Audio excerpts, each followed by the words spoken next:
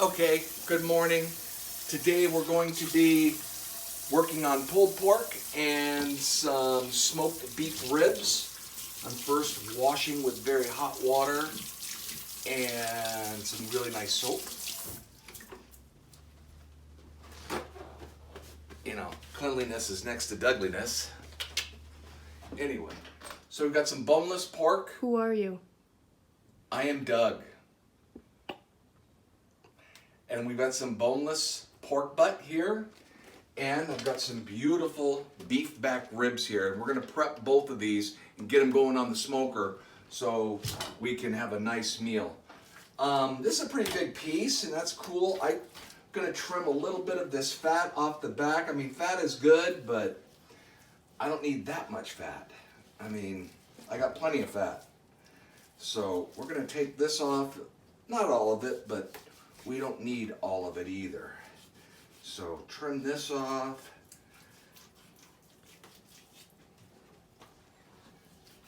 And I'll get this little chunk going here. Can you use that fat for anything, or do you just dispose of it? You can, but I don't need it. I don't need any oil or anything. If I was making a soup, I would render it with a little bit of oil, you know, it as my oil, and then pull it out before I, you know, put in my my vegetables, mirepoix, whatever. So that would give you like collagen in a soup if you saved it? Yeah. All right.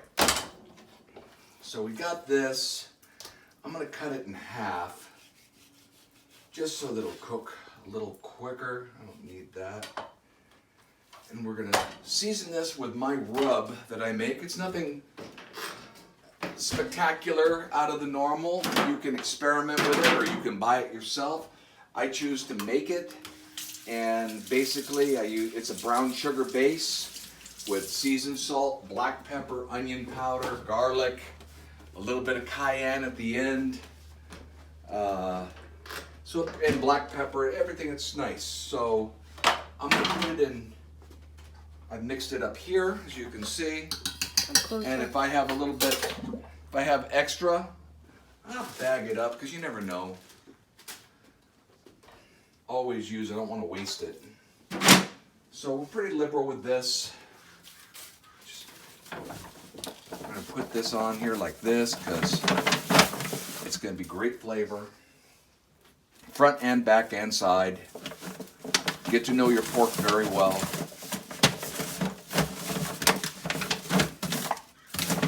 Nothing wrong there, baby.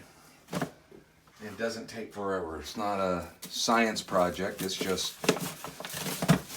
good stuff. Okay. Look at that. That part's done. Now, we're going to move into the beef ribs, but I'm going to, since it is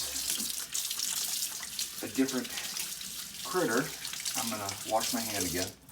All right.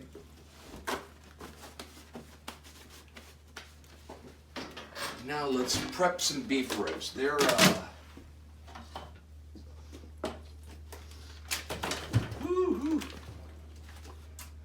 these are great, but you got to cook them right. There's a membrane on the back side that you need to pull off. Now, some chefs are going to tell you, oh, leave it on. Some chefs tell you off. I listen to the ones that tell you take it off. Had arguments about this in my old restaurant with people who self-proclaimed pitmasters of their home. If you're at your home, you're the pitmaster. You do it how you want. But these things come out incredible. Now I'm going to have to take a fork and a paper towel. It's probably the best way to remove that membrane. Start at the small end, right here. And when you try to do this, run the fork over the bone. See this right here? This is what you want to do. You want to pull this up a little bit. Just like that, okay? And then you get a good firm grip on it. And look at, this is not that hard. Sometimes it comes off in one sweep. Other times you got to play with it. I don't really care. I've got nowhere to go today. But you definitely want to remove it. It makes it tough if you leave it on.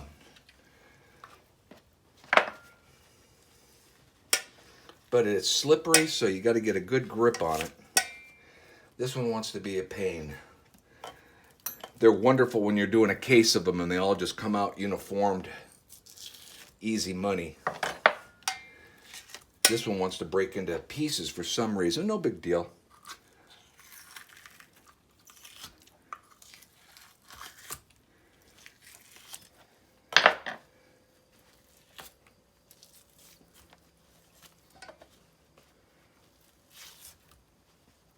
See, almost there.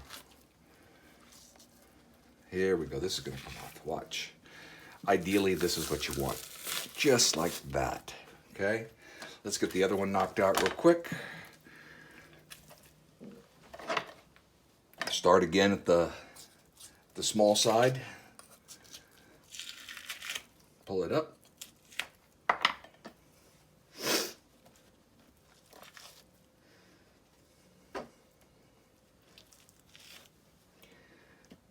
Okay, let's see.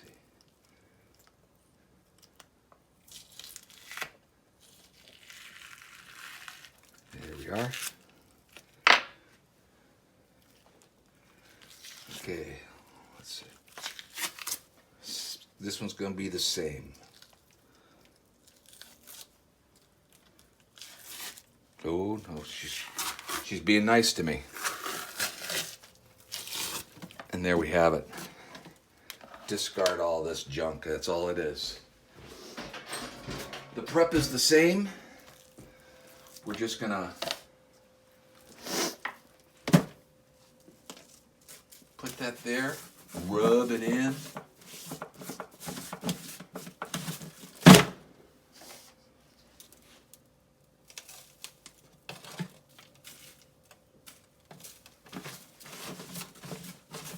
The sugar and the salt and the pepper, everything works together. Now, we go to the smoker. Today, I'm using pecan wood.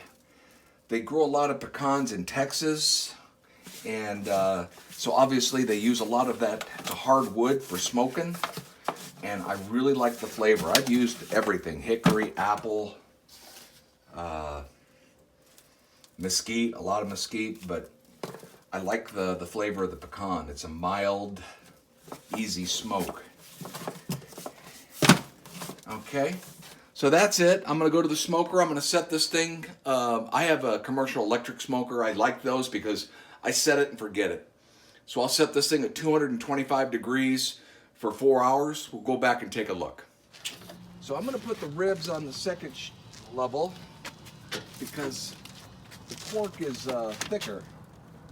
Actually, that makes more sense. We're going to go on the top with the ribs, and then the pork below because it's a thicker cut. Boom. Boom.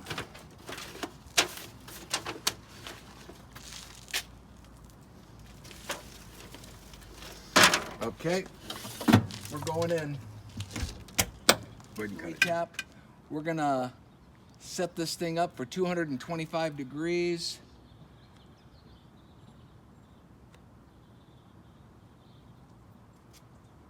And time, we're gonna go 4 hours.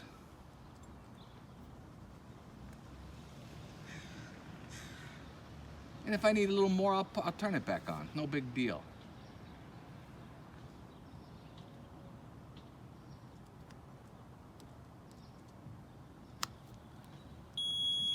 Voila. We'll come back in 4 hours, see where we're at. Okay, we're about a little past the halfway point right now, so we're running about an hour and 40 minutes to go. Things cooking at 220 degrees. That pecan wood smelling really nice. God bless America. I need to We focus. put another hour or so on this because thick meat. See what we got. I'm gonna turn her off and check her out.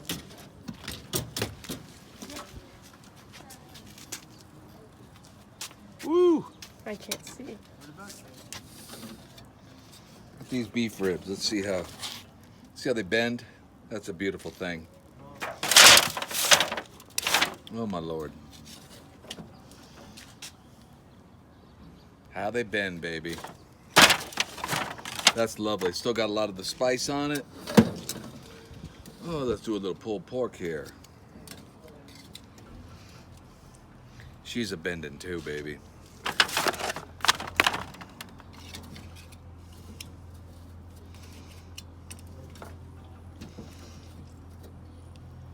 And another piece. Beautiful.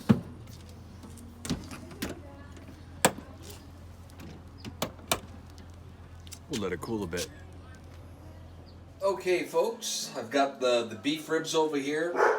Slide the bone out ready. The pulled pork just ready to separate. Chopping up this pork here to facilitate this dinner. Ribs are pull apart tender. Can you pull one of the bones out? Already did. A couple of them.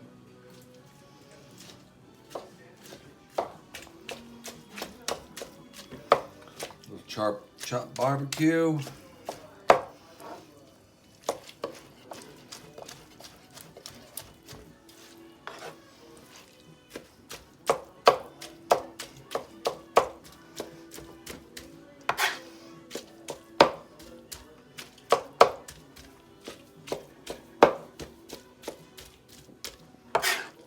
We're ready to eat, guys.